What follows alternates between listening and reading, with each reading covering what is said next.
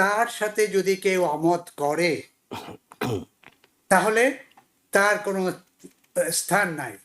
পুরো জিনিসটাকে উনি কন্ট্রোলে আনবেন এবং সবাই তার কথা শুনতে হবে। যদি কেউ তার কথা না শোনে তাহলে তার বিপদ আছে। এই যে বোর্ড অফ পিস বলে উনি যেটা করার চেষ্টা করছেন, আমার কাছে যেটা মনে হয়, এটা উনি ওনার কন্ট্রোল, ওনার যদি রোল এখানে দেখেন, আপনি বলেছেন যে উনি পার্মানেন্ট প্রেসিডেন্ট হবেন, শুধু তাই না, ওনার ভিটো পাওয়ার থাকবে। উনি যে কোনো লোককে, যে কোনো কান্ট্রিকে, যে কোনো মেম্বারকে যে কোনো সময় আনতে পারবেন এবং বের করে দিতে পারবেন। এই যে বোর্ড অফ পিসের যে ফিউচার কি হবে এটা বলা খুব কঠিন। আমাদের প্রেসিডেন্ট ডোনাল্ড ট্রাম্প তিনি বোর্ড অফ পিস, যেখানে দুদিন আগেই তিনি নরওয়ের প্রধানমন্ত্রীকে চিঠি দিয়ে জানিয়েছিলেন যেহেতু আমাকে শান্তির পুরস্কার দেওয়া নিয়ে বিশ্ব শান্তির রক্ষার দায়িত্ব আমার নয়, তারপরও তিনি যেহেতু বিশ্ব শান্তি নিয়ে ভাবেন তাই বোর্ড অফ পিস গঠন করেছেন। এই বোর্ড অফ পিসে সদস্য কিভাবে করা হচ্ছে, কাদেরকে আমন্ত্রণ জানা হচ্ছে, কারা আসতে চাচ্ছেন না, শান্তির একটি বিষয়, সেখানে অন্যরা আসতে চাচ্ছেন না কেন, ঘটনাটা কি আসলে? ঘটনাটা আমার কাছে যেটা মনে হয় সেটা হচ্ছে যে ট্রাম্পের যে পার্সোনালিটি, ট্রাম্পের যে ধরন, ট্রাম্পের যে ম্যানেজমেন্ট এবং তার যে ব্যাকগ্রাউন্ড যেখান থেকে এসছে, তার হলো ব্যবসা, টাকা পয়সা এবং অন্যকে হুকুম দিয়ে, ডিকটেট করে, ডাইরেক্ট করে কন্ট্রোল নেওয়া।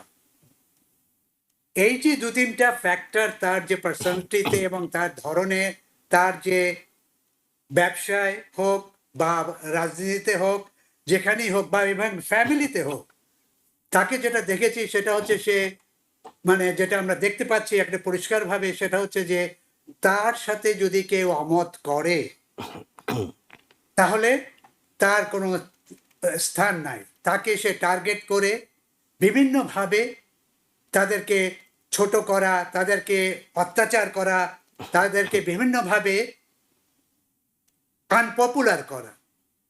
তো এই যে একটা মানে সিচুয়েশন রয়েছে তার পার্সোনালিটির ভেতরে, এটা যখন সে প্রথমবার প্রেসিডেন্ট হয়েছিলেন তখন এত প্রকটভাবে দেখা যায়নি।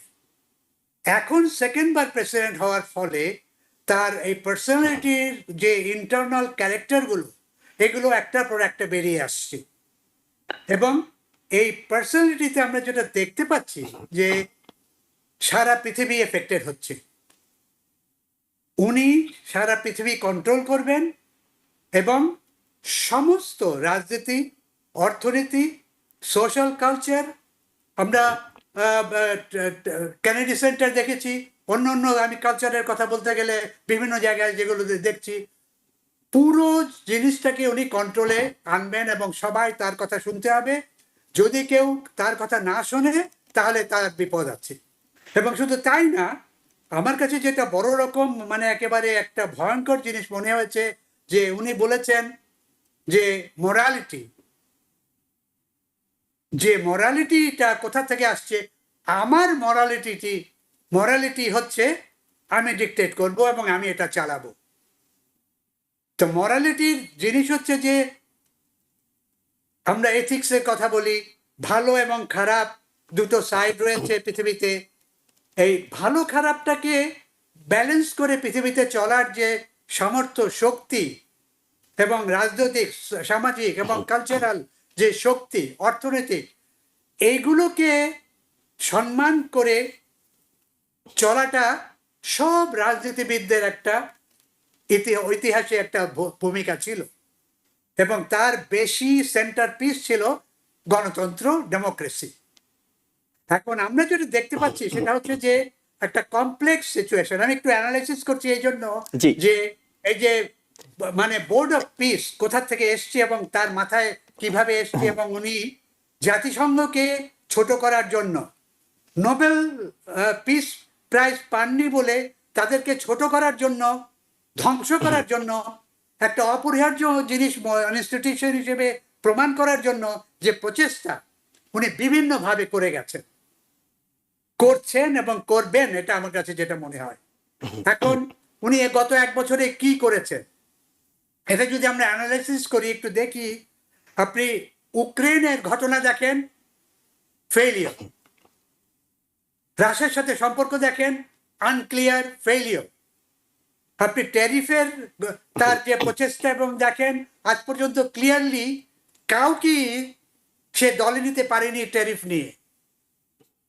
আপনি যদি ইমিগ্রেশন দেখেন, একটা কমপ্লেক্স, একটা হজবরল করে রেখেছেন মানে এই যে ইমিগ্রেশন ফিল্ডে। আইসি আইস দিয়ে উনি কন্ট্রোল করে ইমিগ্রেন্টসদের বা অন্যদের মানে দেশ থেকে বের করে দিচ্ছেন। ইলিগাল ইমিগ্রেন্টসের নামে উনি সিটিজেনদের পর্যন্ত অ্যারেস্ট করেছেন এবং গুলি করে তার যে গ্রুপ, তার যে এই মেরে ফেলেছেন সিটিজেনকে। এখন তারপরে যেটা রয়েছে যে এই যে ইরানের ঘটনা, একটার পর একটা ফরেন পলিসি প্রত্যেকটা উনি হাত দেওয়ার চেষ্টা করেছেন, কিন্তু আজ পর্যন্ত কোনোটাই খুব সুষ্ঠুভাবে সুন্দরভাবে এগিয়ে নিতে পারেননি। আপনি যদি দেশের ভেতরের অবস্থা দেখেন, তার রাজনৈতিক নিজের দল রিপাবলিকান পার্টি 2-3 ভাগ হয়ে আছে। কংগ্রেসের ভেতরে আনক্লিয়ার পলিসি কি হবে কি না হবে কেউ জানে না, কারণ ট্রাম্প কংগ্রেসকে কন্ট্রোল করে নিয়েছে, রিপাবলিকান পার্টিকে। এখন তো কংগ্রেস বলে ওখানে কেউ নাই, কংগ্রেসটা চলে গেছে, যেটা আইন বানানোর যে শক্তি এবং যে ইনস্টিটিউশন আমেরিকায় রয়েছে, সেটা এক্সিকিউটিভ কমিটি, এক্সিকিউটিভ পাওয়ারের আন্ডারে, প্রেসিডেন্টের আন্ডারে চলে গেছে আমার কাছে যেটা মনে হয়। আর সুপ্রিম কোর্টে তো আমরা জানি কোথায় রয়েছে।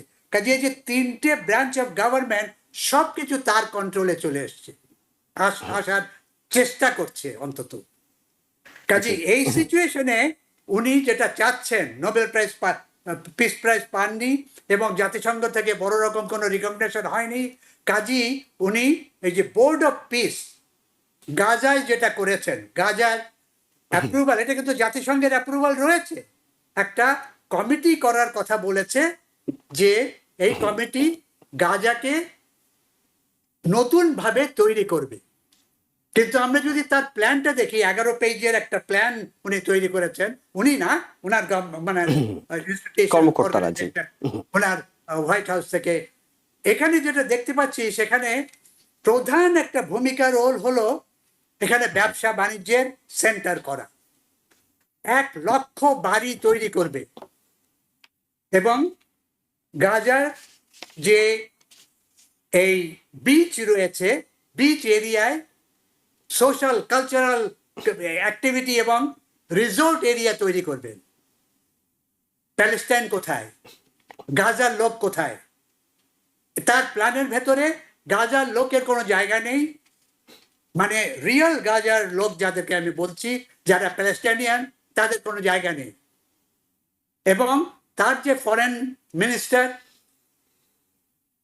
রুবিও, ওই একই রকম তার যে ডিফেন্স মিনিস্টার, তারা সবাই একসাথে হয়ে এবং ইসরায়েলের সাপোর্টে, ইসরায়েলের লিডারশিপে এই গাজাকে ইসরায়েলের অংশ না করলেও একটা ইন্টারন্যাশনাল এন্টারটেনমেন্ট শহর, সিটি এবং বিচ ওরিয়েন্টেড একটা বড় রকম দুবাইয়ের মতন বা অন্যরকম একটা সোশিও কালচারাল, যেটা আমেরিকা সম্পূর্ণভাবে ইকোনমিক্যালি পলিটিক্যালি কন্ট্রোল করবে থ্রু ইসরায়েল।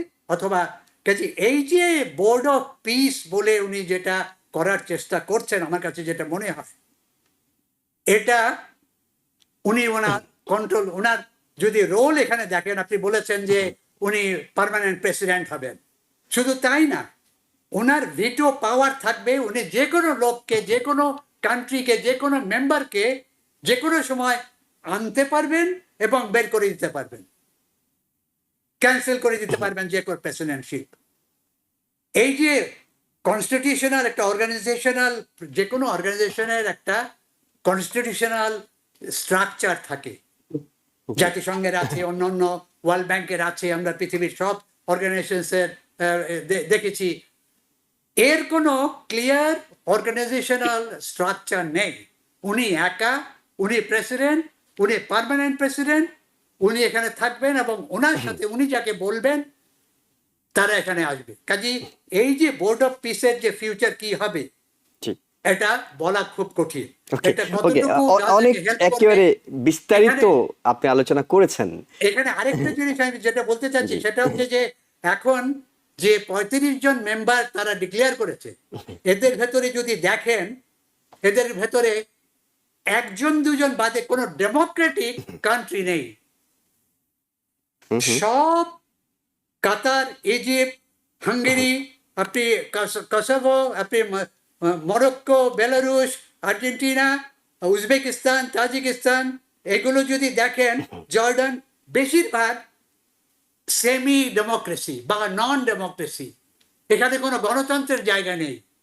অর্থাৎ ট্রাম্পের যে অর্থনৈতিক পাওয়ার এবং আমেরিকার যে অর্থনৈতিক পাওয়ার, এই পাওয়ারটাকে এরা ব্যবহার করার চেষ্টা করবে তার ট্রাম্পের সাথে সাহায্য করার। কাজেই এই যে বোর্ড অফ পিস বলে যে করছে, এটা সারা দুনিয়ার ব্যবসা বাণিজ্যকে কন্ট্রোল করার জন্য এবং তার হাতে নেওয়ার জন্য একটা ভালো রকম প্ল্যান, অর্গানাইজ এফোর্ট বলে গাজার নামে আমার মনে হয়।